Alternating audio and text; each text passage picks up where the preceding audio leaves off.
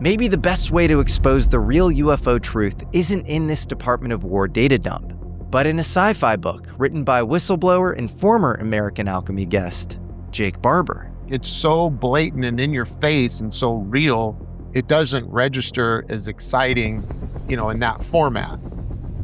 Who is Jake Barber, you ask? He's a pilot, former Air Force, Gracie Black Belt, and he's an all-American badass. On paper, he was an Air Force aircraft mechanic, but that was just a cover. He held a NATO top-secret security clearance, deployed on presidential support missions, hunted war criminals in Bosnia, and later slipped into the shadows as a contractor flying UFO crash retrievals as a helicopter pilot. And according to Jake, one of those crafts that he retrieved seemed to be alive, with a consciousness of its own attached to it. And for a few terrifying moments mid-flight, that consciousness possessed him. Jake was the black hand of an unnamed aerospace giant. He won't say who, but here's a clue. Look, man, if you took 2 guesses, you'd get both of them right on the first try. There you go. Okay. When I interviewed Jake, his claims were so wild and so ahead of the curve that most people's brains just bounced right off them and into the comments section to roast Logan Paul's cameo instead. And what happened there is kind of the point. Jake's novel is called Sentinels of Ether, and it's written by a ghostwriter under the pen name Alva Douglas. I'm linking the manuscript in the description of this video. This was a novel deemed so dangerous by the Pentagon that they spent 6 months reviewing just 20 pages of the book. They escalated it to subject matter experts in classified special access programs and came back with 7 pages of redactions. And that was just from 10% of the full 120,000-word manuscript. Why would the Pentagon redact fiction? Maybe it's because it wasn't. The best-kept secrets don't need to be classified. They're just too insane to be taken seriously. They're self-stigmatizing. So when the truth is just too strange, you disguise it as fiction. Before we hit play on Sentinels of Ether, we need to roll the tape back on Jake Barber. We were running operations, let's say, more attuned for the UAP. Because before there was ever a manuscript, there was an operation. Jake worked for a private company embedded inside Legacy Aerospace.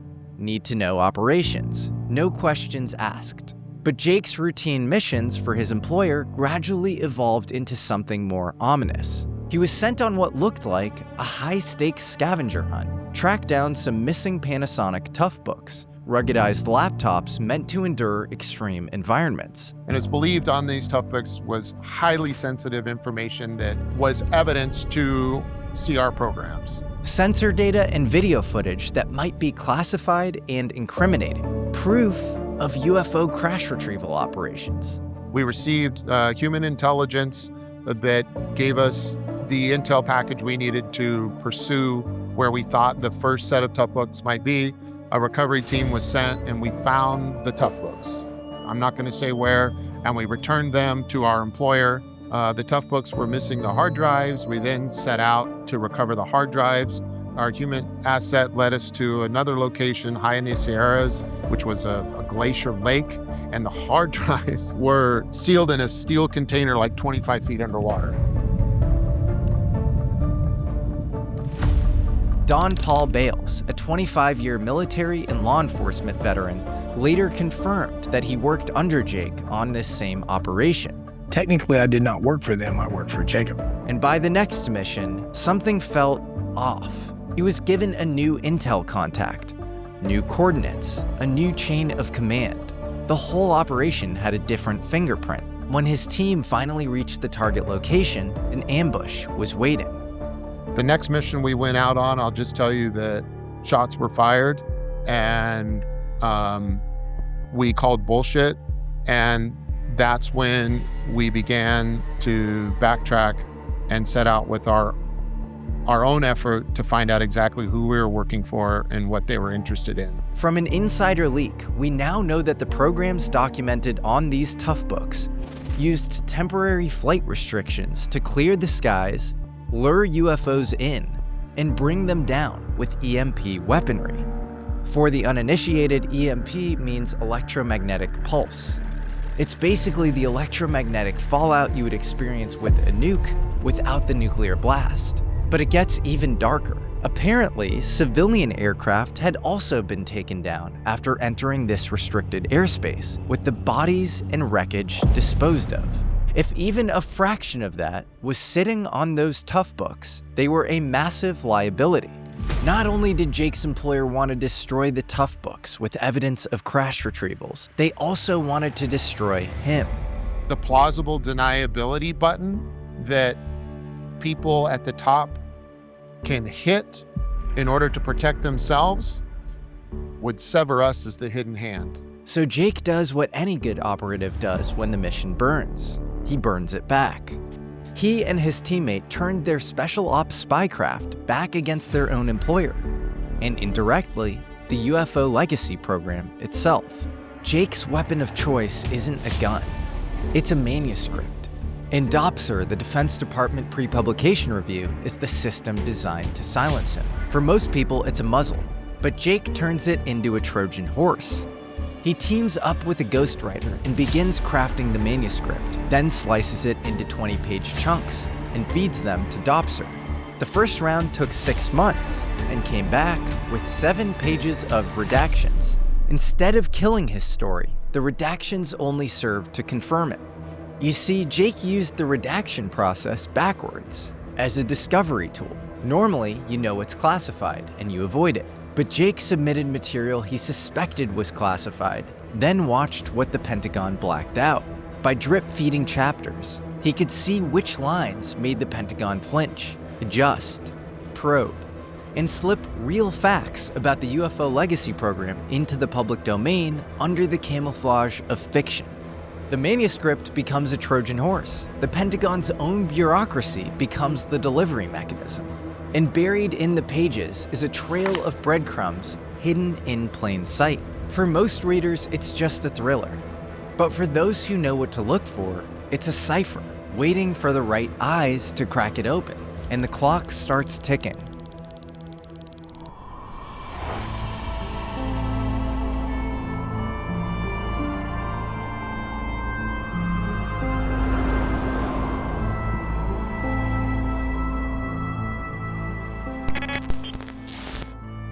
Alex McEwen, Tier 1 operator, 11 years in America's most elite units. Tonight, he's alone, escorting 24 refugees through jagged desert terrain, women and children who will die if he doesn't get them to extraction.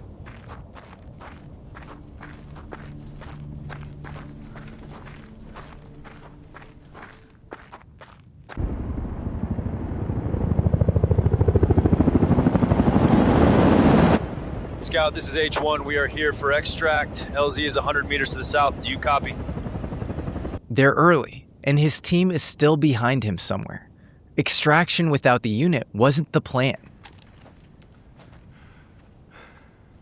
H1, I copy. What is your 20? Alex hits them with a code that's known as a verbal IFF, a code only people on this classified op should know. Matchbox. He gets the right answer, so he waves the refugees forward.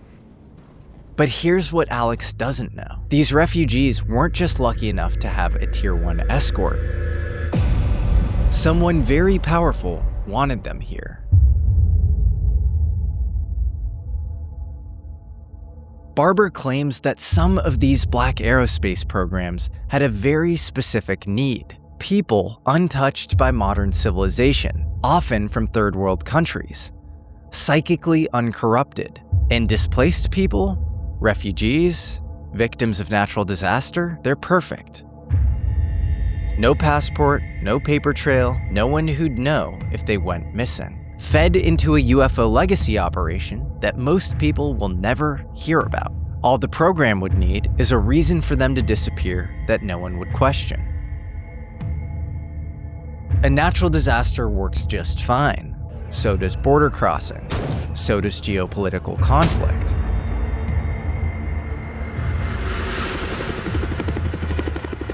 that's when Alex sees it. A second helicopter, even bigger, carrying a steel Conex shipping container with a mini-split HVAC unit bolted to its roof, slung beneath the chopper like a coffin on a hook.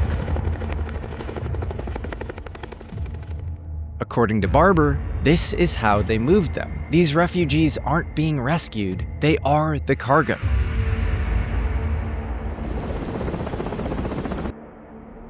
Copy, 1, we're in contact. 3 figures materialize from the dust. They move fast, efficient, predatory. Alex knows immediately, these aren't friendlies coming to help. Their gear is a Frankenstein mashup of high-end helmets, comms, and lightweight armor. One guy's pants are tucked into his Converse All-Stars. Does this sound at all like military to you? 2 men beeline for him, as the third heads up a hill and shoulders a rifle aimed at Alex's skull. And then something happens that chills Alex's blood. They call him by name. Alex! His stomach drops. That's when things go sideways. They rip the rifle from him and break it down like a pit crew before tossing it.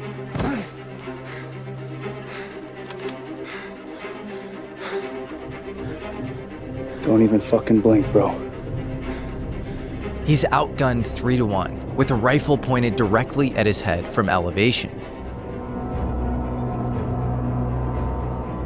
They blindfold Alex and zip tie his wrists. One of them pulls out a strange handheld device, something like a bioscanner. He sweeps Alex with it from head to toe. A wand hunting for trackers and biometric chips? These guys are professionally trained, not random desert smugglers. He doesn't have it.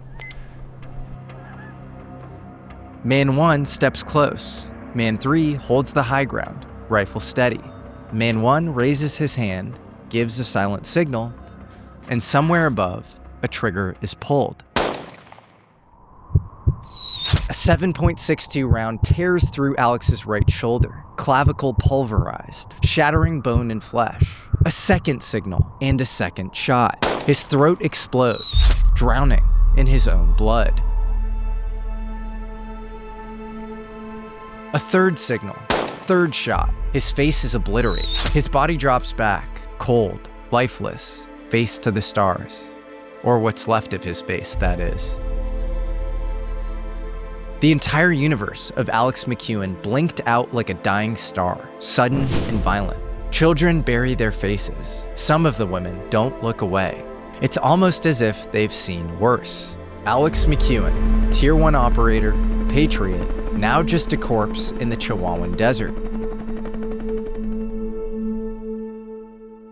He believed he died serving his country, but the men who killed him were clearly serving something else.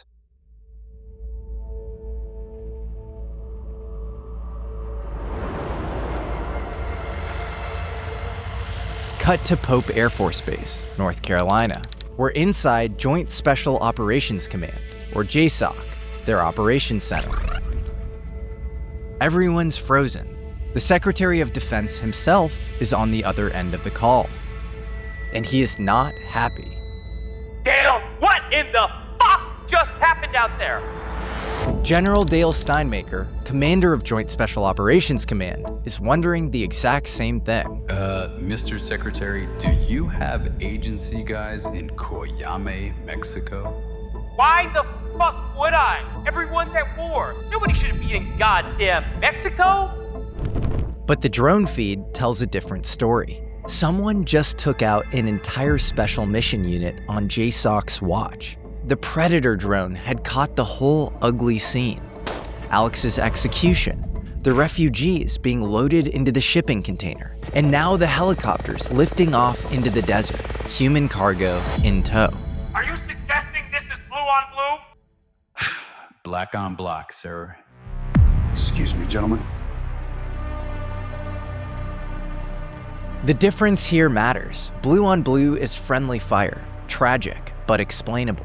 Black on black is a nightmare. Covert operators killing covert operators. Shadow versus shadow. Whoever did this wasn't supposed to be there. The thermal signatures of 6 bodies cool in the sand. The combat controller called for air support, but bled out mid-sentence.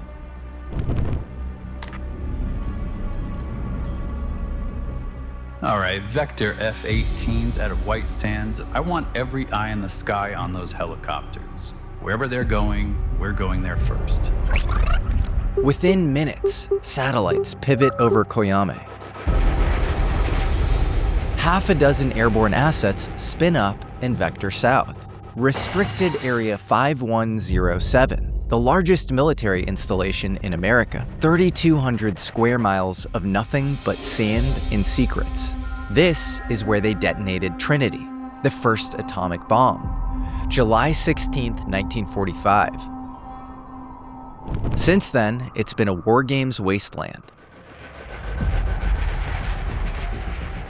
Eagle 1 and Eagle 2, Top Gun graduates yanked off a training mission and thrown straight into the real thing.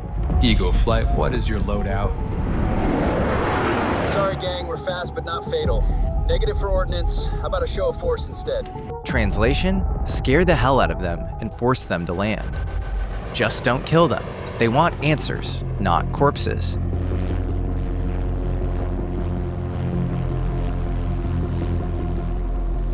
Five miles out, the helicopters dropped into a descent. They sink below the canyon walls and vanish.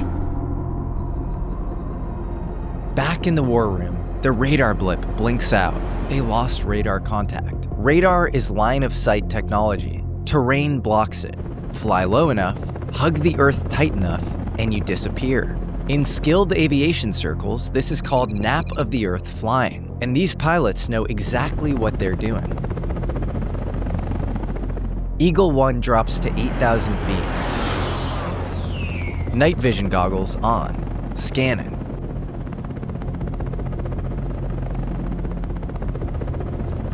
Bingo. Tally 2.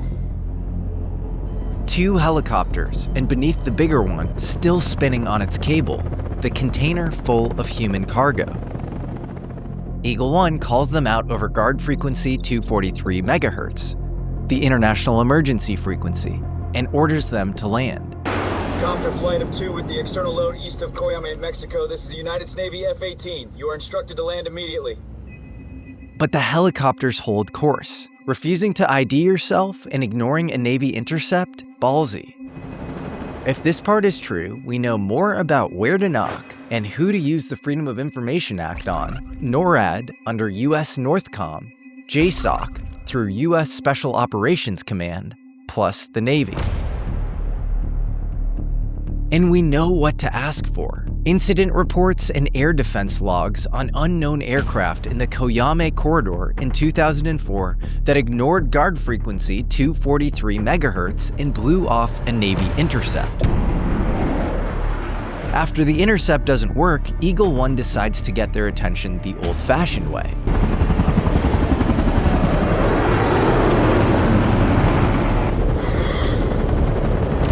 But as he lines up the pass, something's wrong. The gorge dead ends into a mountain so massive, it eats the stars. 1,500 feet of vertical rock. No way around, no way over, no escape. So what is this? A suicide run? Then everything goes wrong at once. In the war room, the drone feed dies. At the same time, Eagle 1's cockpit goes black. Flight controls, dead. Engines, dead. 200 feet from the ground, at near supersonic speed, the jet becomes a dead weight. He has milliseconds to choose: ride the coffin into the mountain, or punch out at speeds that can rip human bodies apart. The math is ugly, and an homage to the first man to ever eject from a cockpit at supersonic speeds. He double grips the handle and pulls.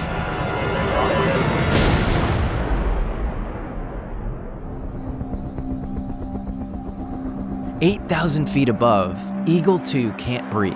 His oxygen system is dead, so are his generators. He rips off his mask, fighting through his own electrical failure.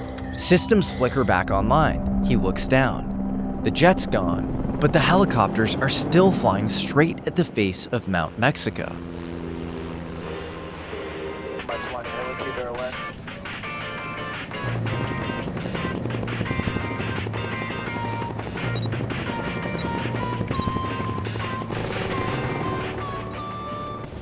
The mountainside starts to pixelate. It dissolves from 3D to 2D to nothing as the helicopters slip through and vanish from one world into another, entering a massive chamber made of stone and steel beams. Outside, the electromagnetic force field re-energizes to the illusion of solid rock. To the outside world, it looks like they vanished. But inside, they've just arrived. Home. Call it a black site, a breakaway base, or something worse. We don't have a name for it yet. What we do have is a body count that shouldn't exist, and a story that leaves more questions than answers. An elite American operator executed in the desert by unknown forces using US authentication codes. A JSOC mission burned from the inside out. A weapon system that can surgically blast drones and F-18s with an electromagnetic pulse. Missing refugees, human beings, loaded into a shipping container, ferried by unmarked helicopters across the desert, and chased by US fighter jets to a holographic mountain in Mexico that isn't a mountain, but a door. And behind it, a secret underground facility.